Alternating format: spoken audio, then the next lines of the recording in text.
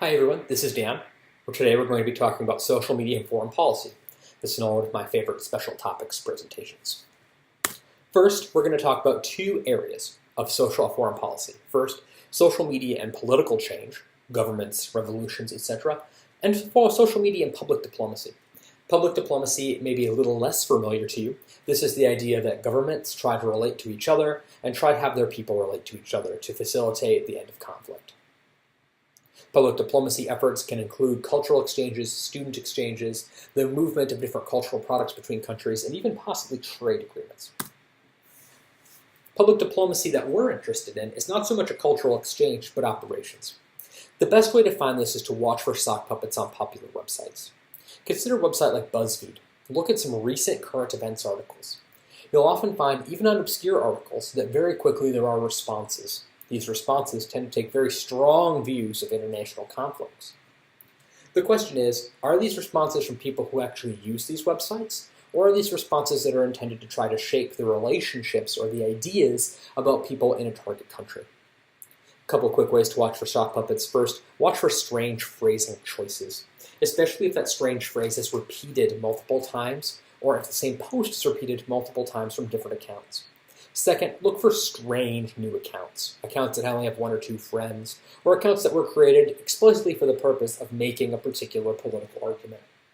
Let's assume there was a country called Dan Land. It was an island off the coast of the United States, and it had entered into a conflict with the United States. If suddenly hundreds of new accounts appeared on BuzzFeed to argue that Dan Land was in the right in the conflict, you can be sure that these were sock puppets.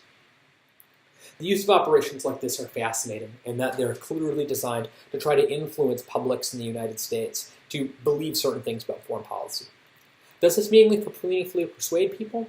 Well, I'm not sure, and there's no research on this yet. We do know that comment sections matter. This is why a number of science magazines have stopped running comment sections, if only because they dilute the impact of the articles themselves. So to say that these efforts have no impact would be an understatement. But that the number of them that are out there and the number of fake accounts that are created to argue about foreign policy is actually legitimately fascinating. You should go trolling around for some of them. Facebook sign-in has made this very easy. This allows for you also to really think about real-time foreign policy. You can see lines from governments forming almost as quickly as events unfold. For example, during the MH17 crisis, this was an airliner that was shot down by pro-Russian rebels in eastern Ukraine. You could see the different lines evolve on websites, particularly on Aviation Herald, where different lines were tested seemingly in real time to see if that would be the optimal line to take on the conflict. So Facebook sign-in means robust detection. You can see clearly if someone has no followers or no friends, and you can see when the account was created. A brand new account is clearly not someone who has a long-standing attachment to it, and probably shouldn't be persuaded either. Political change is different. Often it's a violent process. The lack of violence in Czechoslovakia was particularly remarkable. If you're interested in that, look into the work of Václav Havel, who was the president of Czech Republic after the revolution. Political change, in this sense, requires a strongly legitimated social movement or a weakly legitimated government, meaning in order to change the constitutional form of rule of a country, you either have to have a very strong opposition movement looking to start a new government, or a weak government, a government so weak that it could be relatively easily overthrown. Malcolm Gladwell theorized this sort of revolution as coming from strong ties. Responding to various theories that were overly simplistic or simply false, Gladwell reminds us that strong ties are the key to political change. The example used in that article is of people involved in the civil rights movement who are together facing off against very real violence, like dogs, and all sorts of horror in the 1960s while struggling for civil rights. Without strong ties, those people never would have stayed together to implement social change. And this is really important because those strong ties are mainly between people in stressful situations and people who are committed to a cause. It became somewhat vogue about 5 years ago at the height of Arab Spring and social change talk about social media to claim that weak ties would be would foment revolution and political change. And Gladwell was really strong coming back saying, no, they wouldn't. I think the research is also very clear about this. The example that Gladwell points out, that was somewhat famously used by Clay Shirky, was that a Wall Streeter was able to organize a movement of other Wall Street people to get an African-American teenager arrested, which begs the initial question, these people who are weakly tied together are able to move against a more socially marginal individual. Why is this an example of political change? This just seems to be the status quo perpetuating itself. This strong ties argument really is very empirical and gets us to an important fact about how people get together, which is you have to really care about other people to put yourself on the line. Here's a chart of a current alignment chart made by Slate magazine of who is enemies and friends with who throughout the Middle Eastern and North African conflict theater. This isn't even that complete a chart. There are obviously more countries that could be on here. But you can see it's quite a mix, and there are a lot of people who are friends or not friends with other people, and lots of non-congruent and overlapping pairings. The reason for this is obviously the complex history of the region and the different relationships people have with each other, and various histories of colonialism, violence, past, present, and future. Here are the basic questions about the Arab Spring. How big was it? How long was it? Where was it? Is it still going on? And when do these revolutions actually start? First, how big? Depending on what you want to call a revolution, what you want to call a protest, what you want to call change, it could be dozens of countries.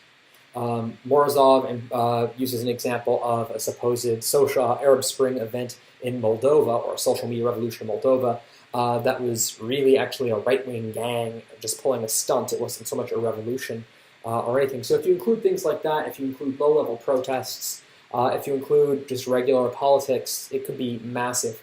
If your requirement is that a new constitution be written, the number of countries involved becomes actually quite small. And if you want to say a successfully adopted constitution, really you get down to Tunisia, and that's about it. Which is kind of depressing, because you get the regular Arab Spring narrative in American media that says it's everywhere. But if you limit it and say you can't include countries that are not functional or do not have a functioning constitutional government, like Egypt or Libya, the number of countries involved in the Arab Spring gets pretty small pretty fast. How long? It's unclear where people who talk about the Arab Spring in glowing terms want to start the Arab Spring. It could start with some protests in western Libya. It could also start with various protests, civil society protests in Iran in summer of 2009. In any event, it's the demarcation point of when this starts is an important historiographical question. Because if you define the Arab Spring as starting earlier, it gets more and more difficult to argue that social media had any role. Here's why. If these revolutions and the various political movements that they represented, the entrenched foreign fighters in place, go back before about 2006, before wide availability of even Facebook, it is extremely difficult to support that they were caused by or were even necessarily critically aided by Facebook. So if there was an ongoing low-level revolution taking place, or if there were efforts by various international actors to foment a revolution going back before the existence of social media, it seems unlikely that social media would be a causal agent in those revolutions. So generally, definitions of Arab Spring tend to make it shorter. Some people say it's still going on. I think this is sort of also a problematic idea. If it was a limited moment created by social media, it seems like it probably would have happened in that moment. This gets to the debate about whether or not the new Sisi government in Egypt is an aspect of the Arab Spring or something else, or if there was no Arab Spring, and that this was really just a transition between two different military dictatorships. Where is the Arab Spring? Generally, these countries are in Northern Africa. Northern Africa, as you may know, is vast. From the most revolutionary part of Libya, especially the eastern part of the country, around Benghazi to Djibouti, which is about as far east as people think the Arab Spring goes. That's an 8-hour plane flight at cruise.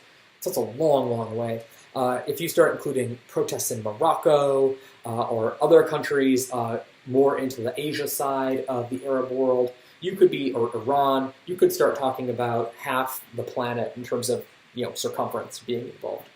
Again, very interesting questions, especially in places where there aren't Arabs, which begs the question of the terminology, since people in Iran are Persians, which are not, it's not the same ethnic group. And in a number of these countries, there are many ethnic groups that in themselves are not, that would not necessarily be meaningfully identified as being Arabs. Is this still going on? Maybe. When did these revolutions start? Great question. Especially in countries that had long, on-standing conflicts as a result of the history of colonialism, it's unclear if these conflicts were ever not going on, which is, I think, the most interesting question. Why these countries, why these configurations? What's the role of social media in these countries? Relatively limited. In some of countries that people have said are involved in the Arab Spring, there may have only been dozens of people using social media, or at least English social media. Michael Teague, in a magazine article, I think fairly persuasively argued that social media actually has now been facilitating tracking by governments that are fighting against revolutions. If there was social media revolution, it's in the past. His argument is that it's now common in countries that are undergoing civil strife to actually decrease their internet censorship, which then causes rebels to identify themselves and network in a place where they can be tracked. His proposal then is that it's better in these situations for people to organize with posters and actually physically in public because it's much harder for the police to track you. There's a second foreign policy argument there that's really important to get a handle on. It's written in other articles by Morozov, which is that people in the United States and people generally take a very weak view of dictators in terms of their technical capacity. Many of these people are not that bad at the internet. They're actually pretty reasonable at it. And so to assume that they're incompetent and or that they are so out of touch that they wouldn't be attempting to monitor or to surveil social networks really does the revolutionaries in those countries and everyone else a disservice, because it tends to promote an inaccurate model of how those countries work and what those people are up against. It's not as simple as saying add an internet machine and stir. You instead have to talk about legitimating social movements and creating cultural change. What does a revolution look like in these countries? I think a lot of the times when people show images or talk about the Arab Spring, they want to talk about a nonviolent sit-in in Tahrir Square. But this isn't really what these revolutions tend to look like. They often involve heavy weapons, anti-aircraft missiles, and really strong international coordination and assistance from various foreign actors. Morozov's article that you read clarified that he was actually at some organizational meetings in Egypt sponsored by foreign actors to try to organize Egyptians. So in any event, that provides you really strong first-person evidence that this was not a spontaneous uprising caused by a tweet on Twitter. Insurgents don't appear overnight. They have to be trained, generally, especially for dealing with foreign hardened fighters. Those people probably have no social media accounts. They have not even ever been on the internet. If you're a fighter moving across northern Africa between the conflict theaters in Egypt, Libya, Algeria, and northern Mali, it seems unlikely that you became a part of that because you were on Facebook. Most likely you started in the struggle against the Soviet Union in the 1980s. Also, it is interesting that there's no strongly legitimated alternative post-conflict. What this means is that there are really, a lot of these places, it's not as if there's a nascent new majority that's waiting to take over society. And so these revolutions don't look like the replacement of an out-of-touch dictator with a new democratic majority, but instead they seem to represent much more fundamental struggles about identity and the nature of the political. The only country that seems to have successfully negotiated this so far is Tunisia, in that they have a democratic constitution that seems to have reached a number of compromises that will stabilize the relationship between secular and religious society. Other than that, these countries are largely in chaos. A lot of this may be the result of neocolonial dynamics. Many of the countries that are currently on the map are not designed around a nation per se, but are designed to be unstable. They're designed to include multiple nations, to have minorities in them that then could be elevated in power by colonial governments. And so it's important to think about that in the context of a revolution, that these countries may be designed to be unstable because someone designed them. Quick look at an old map from the 1800s, you can see that it looks different. The countries are not in the same places. In some ways they're organized almost more by bioregion. I'm not sure if that makes any sense to you. Just look at the top of the map. You can see instead of having countries that stretch down through the Sahara, they cut off where the population centers tend to cut off. In any event, these would be nation states. These would be nations that are then states, rather than the sort of these sort of plural nation states that exist there now. Which is not to say those don't work. The United States is pretty cool. Democratic peace theory is another important aspect of social media revolution arguments. It comes from Immanuel Kant, and it poses that democratic governments tend not to fight. This ultimately depends on having a functional democracy and how you define all of those words. If you define democracy very tightly to only refer to a few countries, you could get it to a point where you might say democracies have never fought against each other. This ultimately is a sort of semantic game, but it's interesting to think, and I think it really informs a lot of hope about social media and international politics. Having a functional social network world in your country is probably a marker of having a functional democratic society, or at least basic speech and information guarantees. And that seems to be a one-way street. It's not that having basic speech and democracy causes your country to become democratic, but that a more democratic form of life tends to produce social networking software. We would really hope that the technologies of democracy would thus cause democracy, but that is just a hope at this point. It doesn't seem to have been borne out in the examples. The real revolution argument. Hermida, in a conference paper, has argued that the real revolution in social media was actually happening in the United States. That at the same time that there was the supposed Arab Spring and the transformation in these countries, the United States was in the midst of the Great Recession, or the long recession of the 2000s, caused by the housing crisis. This brought real, powerful changes into the business of reporting. Instead of having three-person news teams, you had individuals filming, editing, producing their own segments. It was explosive and basically changed the entire landscape of American news journalism. By this point that I'm recording this video, there are only 300 full-time reporters remaining covering state politics, and many of those people are involved with newsletters and other sorts of proprietary newspapers and trade magazines. Just to put that in perspective, that means that by the time you are hearing this video, it is likely that there is only one person in your state who is concerned or is at least paid full-time to report on state government. That is very different than it was 15, 20, or 30 years ago. There was a revolution going on. It involved social media and aggregation, and that was a revolution in journalism. It was an available narrative frame, and certain traces of it and the kinds of evidence that were available allowed it to frame both situations, both the changes in U.S. journalism and the foreign policy conflict, which made it very convenient and available for those people to use to describe what was happening in these countries. It was especially nice since people were oftentimes writing about things that were happening in Egypt in English, which was extremely convenient for people looking to cover that crisis. In terms of crisis management, this is much like crisis threat management for corporations. Consider the Malaysian Airlines Flight 17 example. Immediately afterwards, there were multiple layers of stories issued by the Kremlin, various sorts of retractions, videos claiming credit, posted and deleted very quickly, failed denials. These processes are not functional for international persuasion. If anything, they're intended for a domestic audience. And even then, they're just bad crisis management. You have to have a single line, and that line has to be plausible. You can't test multiple lines in foreign policy. This is again why the sock puppets that you'll see in comment sections are so aggressive with a single line about fault and a single theory of what has happened in international politics.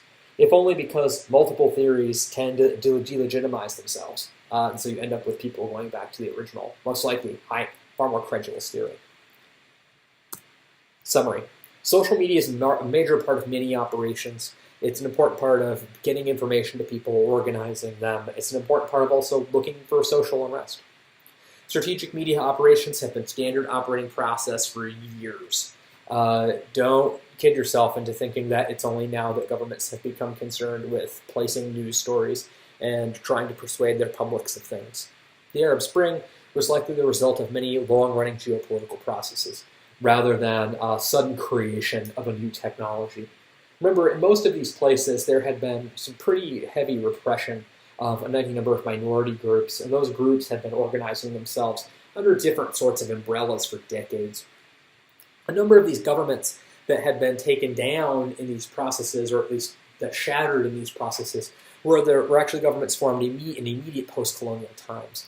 So these were governments that had formed to hold societies together after they had unseated imperial powers that had been running their countries. So these are long-running struggles. These are not sudden emergences of energy in societies that otherwise were stable. At the same time, we want to be careful not to get the emperor's new clothes syndrome here. We don't want to say that these states were not powerful, if these governments weren't oppressive, or that there was nothing to fear from them. Because the point of the emperor's new clothes is not that the adults couldn't see that the emperor was naked, but that the fact that the emperor was naked meant that they couldn't say that the emperor was naked, if that makes some sense.